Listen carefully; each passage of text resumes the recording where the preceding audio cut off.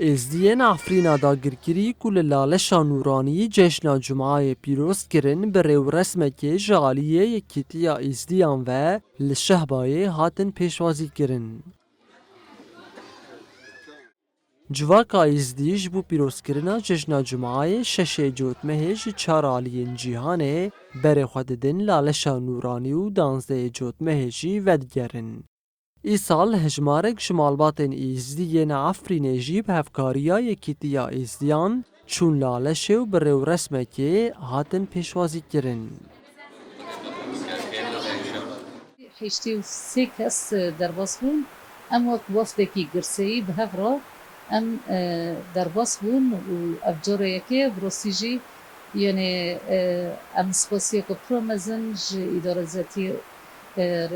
اداره زتی را تکن بو آلی کاریو مکرن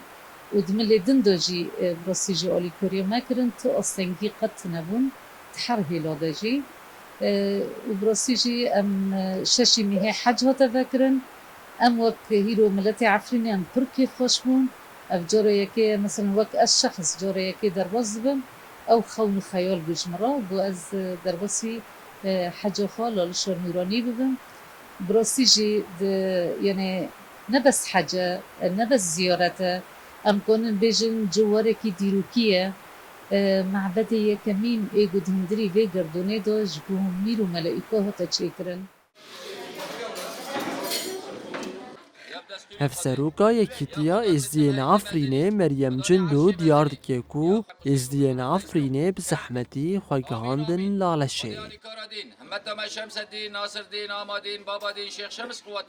نكتي استعفرني ذاتي بشتيكو ججنا جماهير فارس سلاماتها ذاتي أف ججن للشا نوراني تشيكرن بدرجة وقت جالي عفرني جالي خير خاص وحرتم مبوتي دفازار لسر ريو رسم خوشي حمو ججن خوشي بيكونا يعني راستي حرتم حوالي ما دخواز ذكرن كو هرم حاجة خال للشا نوراني بيروز بك هنجارة أستنجيرا كي هبو هنجارة دفتنا بو كبو يعني ببي قسمتي وانا دربسي ملي ببونا لأما هسا جراستي ام هرو که خوشن وکه گلی ازدی کو ج سیزده کس دخواست کرنه وانا کو